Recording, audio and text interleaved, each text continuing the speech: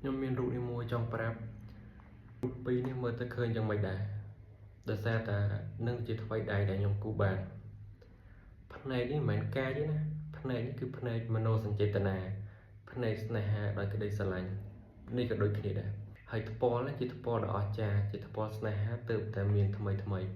ខាងថ្ពាល់វែងមកខាងថ្ពាល់មូលចំណែកឯមកនេះវាគឺផ្នែកហើយនឹងមាត់នេះគឺស៊ីគ្នាខ្លាំងមែនតើអានេះមើលទៅដូចជារូបខ្លាប៉ុន្តែនេះគឺរូបមួយជានិកាមួយជាសីហាពីរនាក់នឹងសង្សារនឹងគ្នាហើយមើលដឹងថាមួយណាសីហាមួយណានិកា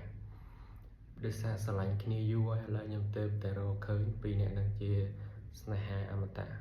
ប៉ុន្តែពីរនាក់នឹងគឺមើលមុខទៅគួរឲ្យស្រឡាញ់ដូចគ្នាមិនថាតាផ្នែកកាយឬផ្នែកស្លូតទេតែផ្នែកនេះគឺផ្នែកដែលមានស្នេហាមកគាត់តែមើលទៅដឹងភ្លាមហើយកុំគិតថាខ្ញុំគួរអត់ស្អាតទេតាមពិតខ្ញុំគួរអស់ស្អាតហើយបានប៉ុណ្្នឹងហើយបើសិនជាមានលើនឹងអាចបន្ថែមទៀតបាននៅបន្ទាប់ខ្ញុំចង់សួរបន្តិចនេះរូបនេះហើយតើវាជារូបអីបើសិនជាដឹងអាច